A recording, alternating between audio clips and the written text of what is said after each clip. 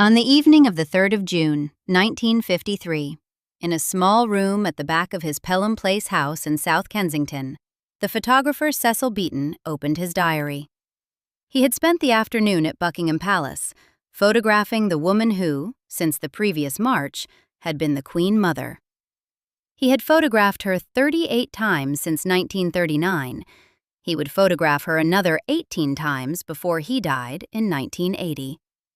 His diary entry that evening, 3 sentences long, contained a phrase that would, after his diaries were fully published in 2002, become the canonical sentence ever written about her. 6 words: a marshmallow made of steel.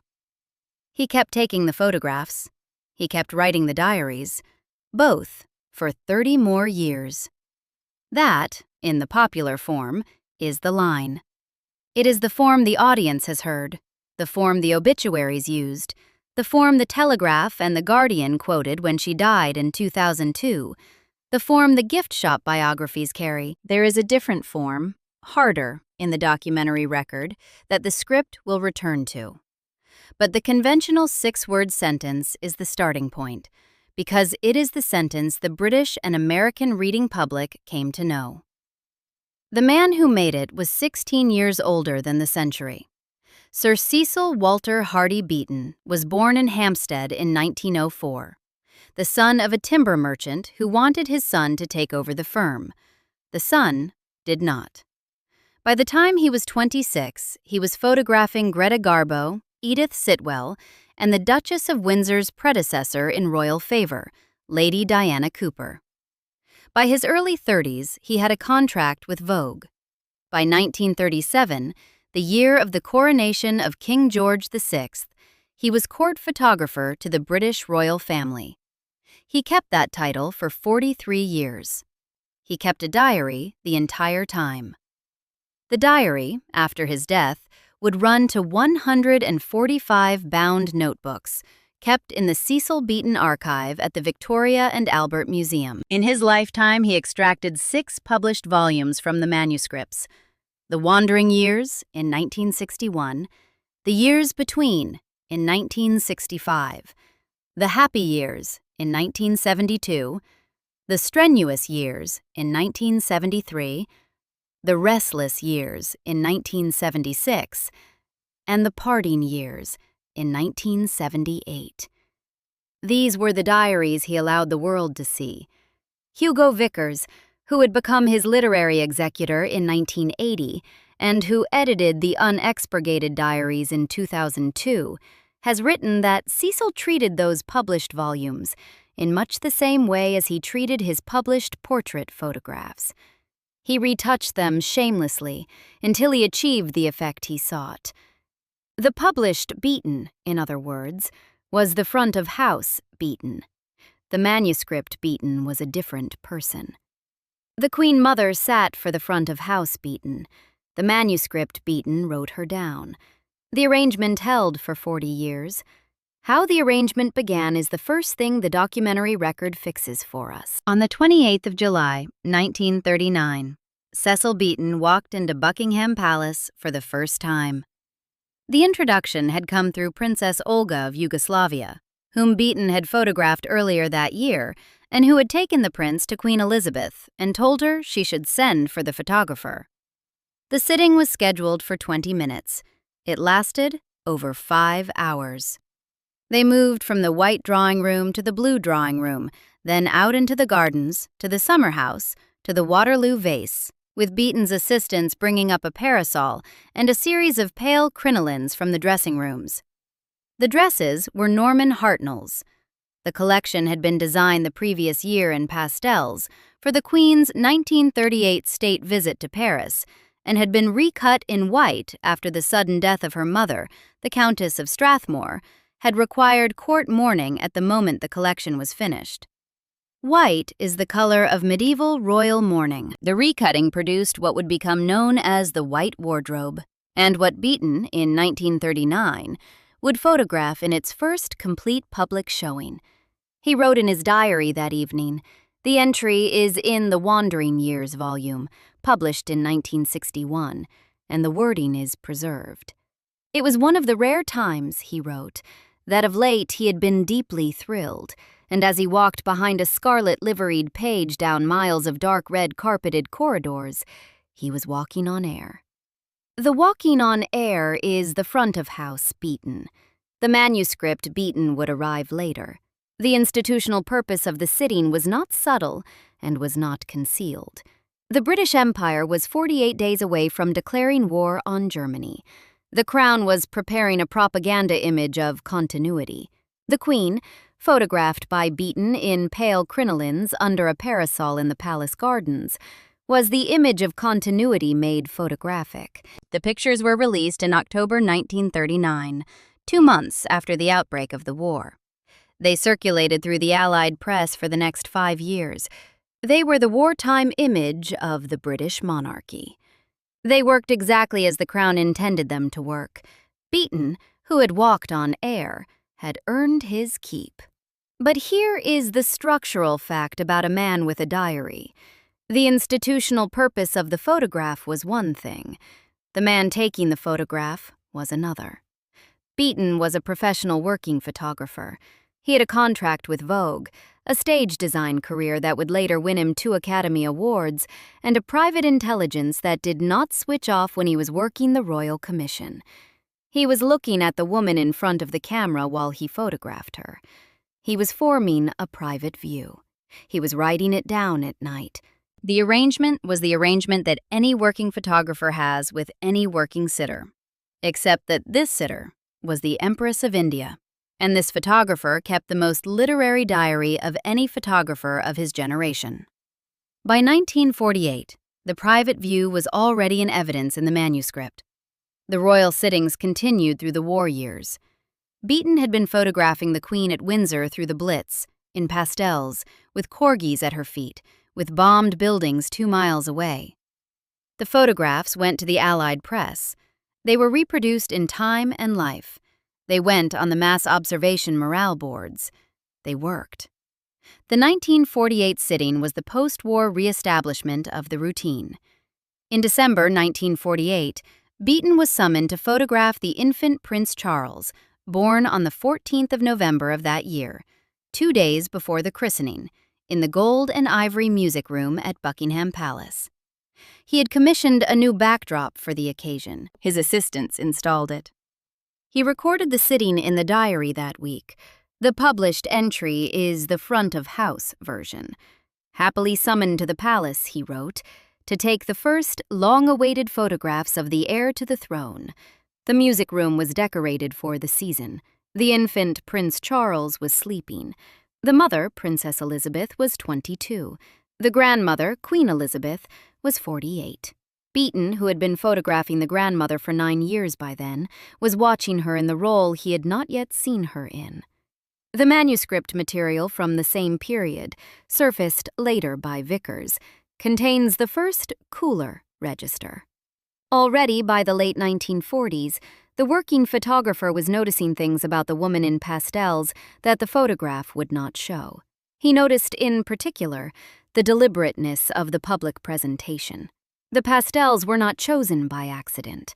The smile was not unrehearsed. The held parasol, the inclined head, the angle of the foot, the position of the hands. All of this was, by the late 1940s, the worked-up product of a decade's practice with one of the most accomplished portrait photographers of the period. She was the sitter. He was the camera. The result was the public image. He kept the noticings to the manuscript. The pastels went to the press. The 1951 royal sittings are the next anchor. By then, Beaton was photographing the second generation. In 1951, he produced the famous Princess Margaret 21st birthday portrait in a cream Dior crinoline, the image that, more than any other royal photograph of the period, would define the post-war glamour of the institution. The Margaret portrait was deliberately a generational signal. The Queen Consort had been photographed in Hartnell for 12 years. The daughter was photographed in Dior. The British press treated it as a statement. So did the French. So did the household. which had to negotiate the choice with the court dressmaker's office. Beaton, who knew Dior personally, had managed the placement.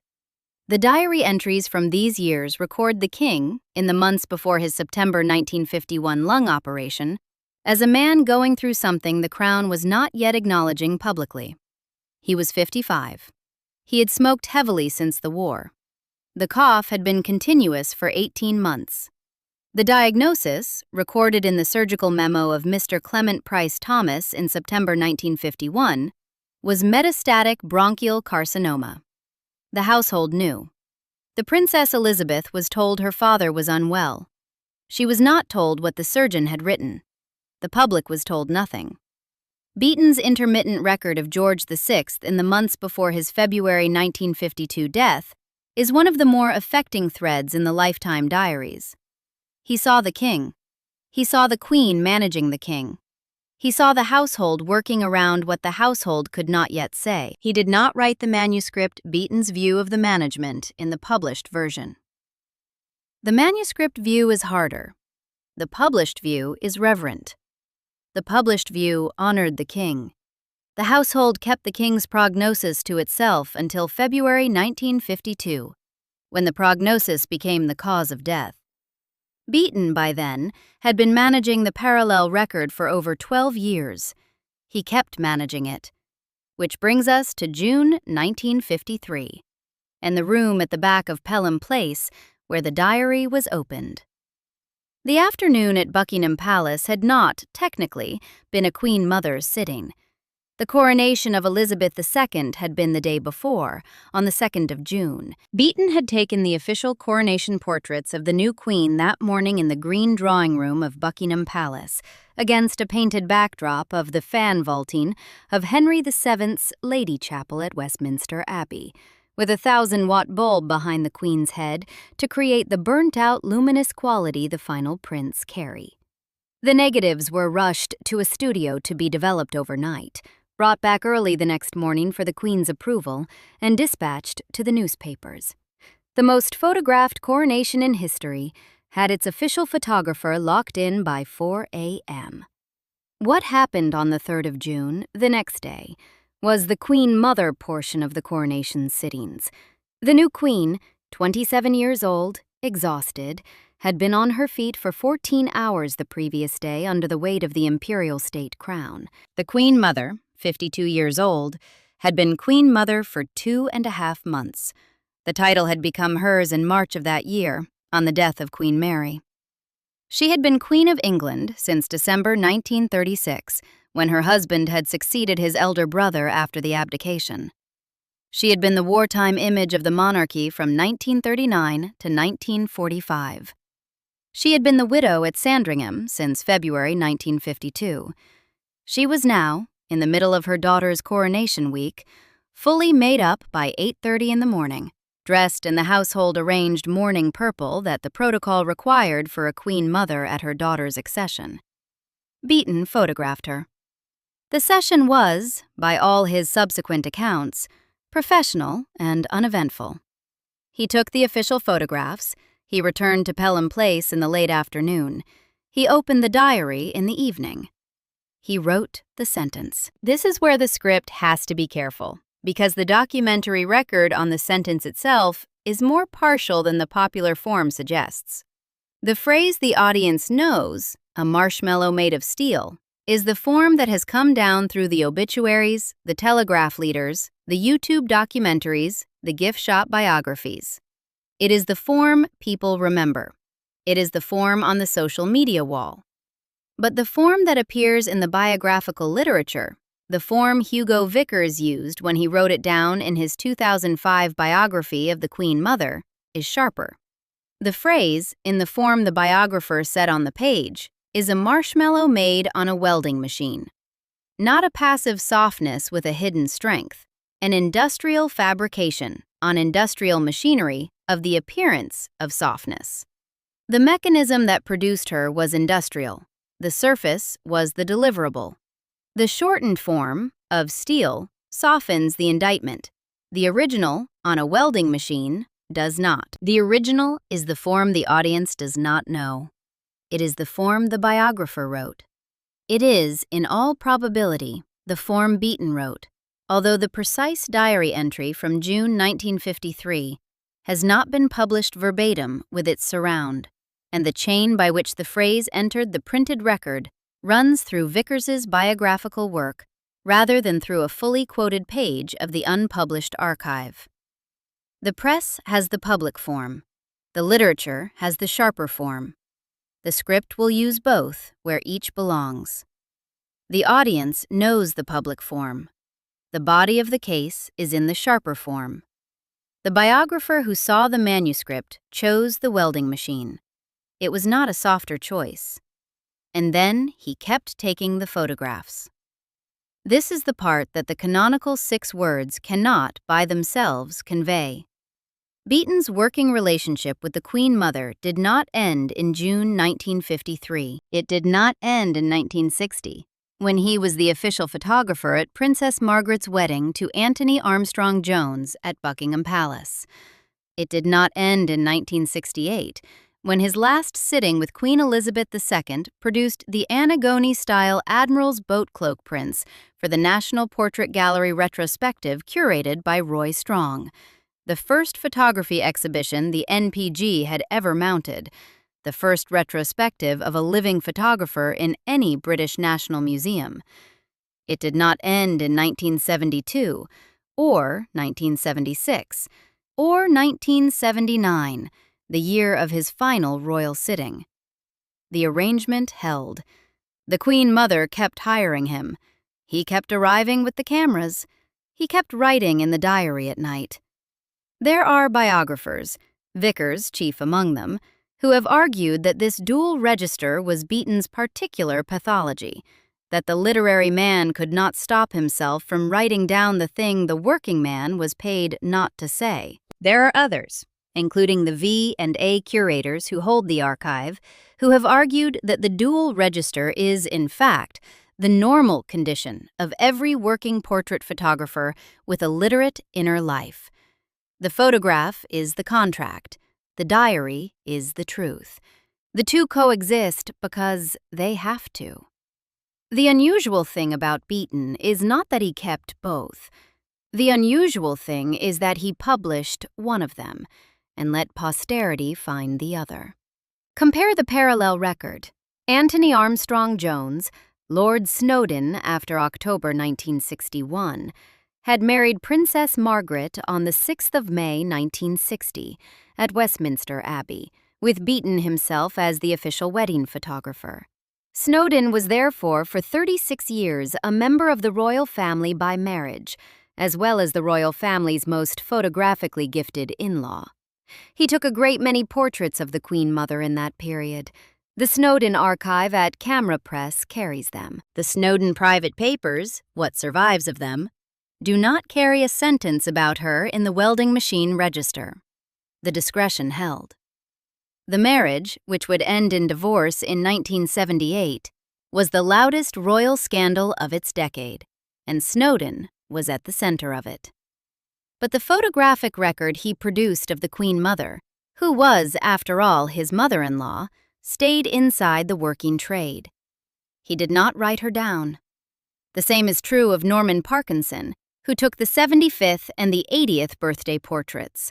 The August 1975 sitting at Royal Lodge for the 75th, and the August 1980 Three Generations photograph with both daughters, Princess Margaret and Queen Elizabeth II, that became the official 80th birthday image. Country Life described Parkinson at the time as Cecil Beaton's only homegrown rival, and the description, photographically, was true. He was the leading royal photographer of the 1970s and early 1980s, with the Queen Mother as his recurring subject. But Parkinson's published comment on the working register was the famous formula. "One remembers," he said, "not to give the Queen a thump of joyful friendliness." The discretion is the working discipline. Parkinson kept it.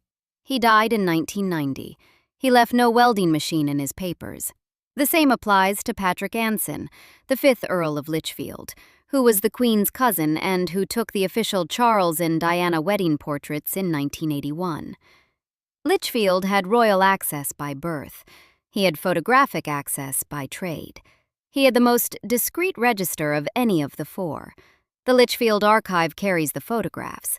The Lichfield private papers, made available after his 2005 death, carry no welding machine. The position was kept. The discretion was the trade. Beaton broke the trade by keeping the diaries, and then double broke it by publishing 6 lifetime volumes that, while retouched, contained enough sharpness to put the audience on notice that there was a manuscript Beaton as well as a published Beaton. The published Beaton retouched. The manuscript Beaton, after his death in January 1980, did not get to. What happened to the manuscript Beaton is the part that re-enters the public record now, in the early 2000s. Hugo Vickers had been Beaton's choice as his biographer in 1980.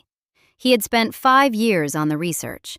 The authorized biography of Beaton came out in 1985 from Weidenfeld and Nicholson. Vickers, in that biography, had access to the unpublished diary material. He drew on it. He cited it. He left the welding machine in. The book did not, at the time, register the line in the wider culture. Beaton biographies are bought by people interested in Beaton. Queen Mother biographies are bought by a much larger public. The crossover did not happen in 1985. The crossover happened in 2002 and 2005. In 2002, the year the Queen Mother died at Royal Lodge at the age of 101, Vickers published The Unexpurgated Beaton, the volume of the diaries from 1970 to 1980, the last decade of Beaton's life, in the form he had actually written them, without retouching. The publisher's blurb said Beaton could be waspish, even brutal. The reviewers said the same thing. The Times said the unedited Beaton was the Beaton the official volumes had not let through. The Guardian called the volume a revelation. The Spectator called it the corrective the published diaries had needed since 1961. The book was reviewed in every quality paper in Britain over the autumn of 2002, exactly the season in which the obituaries of the Queen Mother were being written, the funeral arrangements were being made, and the public sentiment about her was being set down in the shape it has held ever since. The Unexpurgated Beaton, in scope, covers only 1970 to 1980. It does not contain the 1953 entry. But what it did, in the autumn of 2002, was establish in the public mind that there had been a manuscript Beaton, that the photographer the Queen Mother had known and hired for 40 years had been writing things down in private that the published volumes had concealed. The audience that read the obituaries in April 2002 did not know about the welding machine. The audience that read the unexpurgated reviews in October 2002 knew there was a question to ask. 3 years later, in 2005, Hugo Vickers published Elizabeth, the Queen Mother, the first full literary biography of the woman who had just been buried. It was, until Shawcross's official 2009 biography appeared, the principal popular biography. It was reviewed in The Spectator under the title A Heart of Gold and Steel. The structural conceit was already in the public conversation, and in the body of the biography, Vickers wrote down the phrase, "A marshmallow made on a welding machine." The Beaton Archive's literary executor, the man who had spent 25 years editing and reading the manuscript Beaton, produced it for the wider public for the first time. The press picked it up. The Telegraph quoted it. The Daily Mail shortened it. The form that traveled was the public form, a marshmallow made of steel. The form the biographer had set down, on a welding machine, stayed in the literature. There is one more thing worth noticing about the 2002 to 2005 sequence. The Queen Mother had been buried in April 2002, with the largest state funeral the country had seen since Winston Churchill. 300,000 people had queued at Westminster Hall to see her lie in state. The press had unanimously described her as the most beloved royal of the 20th century. The image was, in obituary form, perfectly intact. The wartime pastels, the smile, the racing, the gin. The unexpurgated Beaton was reviewed in the same autumn. The Queen Mother biography came 3 years later, with the welding machine in print. The popular image, the obituary image, the gift shop image. That image had been fixed by April 2002. The corrective image, the documentary image, the marshmallow and steel image was put on the record between October 2002 and the autumn of 2005. The two images did not meet in time. The audience that buried her in April 2002 had not yet read the line. The audience that read the line had already buried her. That is the cognitive dissonance the brief flagged. It is the shape of what the archive does. There is a final question worth naming before the closing capsule, and it is the question of what the canonical sentence actually says about the canonical sentence's author. Beaton, as a working photographer, was paid to produce the marshmallow. He produced it for 40 years. He produced it on the day of the 1939 sitting, on the day of the 1948 christening, on the day of the 1953 coronation, on the day of the 1960 wedding, on the day of the 1968 retrospective, on the day of every working session he had with the Queen Mother. He produced it well. The wartime images that came out of the 1939 sittings are among the most reproduced royal photographs of the 20th century. The 1953 coronation portraits are the official images of the modern British monarchy's central ceremonial moment. Beaton, as a working photographer, did the job. He was not subverting the job. He was completing it. He did the job, and then he went home and wrote the sentence. The sentence is not a refutation of the work. The sentence is the working photographer's private acknowledgement of what the work required him to omit. He had been required, for 40 years, to photograph a woman in a register that did not contain the welding machine. He had complied. The photographs are the evidence of his compliance. The diary is the evidence of his cost. When biographers, from the 1985 Vickers-Beaton biography onward, have asked whether Beaton was being two-faced, admiring on the contact sheet, dismissive in the manuscript, the more careful answer is that he was being a single working professional with a literary inner life. The photographs and the diary are not in contradiction. They are the two halves of the same person doing the same job. The job was to produce the public image. The job did not include privately believing the public image. The contract had never required that. The Queen Mother understood the contract. She did not retain Beaton for 40 years because she thought he believed the marshmallow. She retained him because he produced the marshmallow. The producer's private opinion was not the point. The product was the point. What broke the arrangement in the end was not Beaton. It was the publication of the unexpurgated diaries in 2002, 22 years after his death. He had not, by any account, intended for the manuscript Beaton to reach the wider public during his lifetime. He had been content to publish the retouched version and let the manuscript stay in the archive. It was Vickers, who had been his choice of biographer, who let the manuscript speak. And it was the wider public, the people who in April 2002 had stood in the queue at Westminster Hall, the people who in October 2002 picked up the unexpurgated Beaton reviews, the people who in 2005 bought the Vickers biography, who finally received the manuscript. Beaton's reading of the woman whose public image he had spent 40 years constructing. The reading they received was, "She was a marshmallow made on a welding machine." The public, who had buried her with the marshmallow, would have to live with the welding machine now.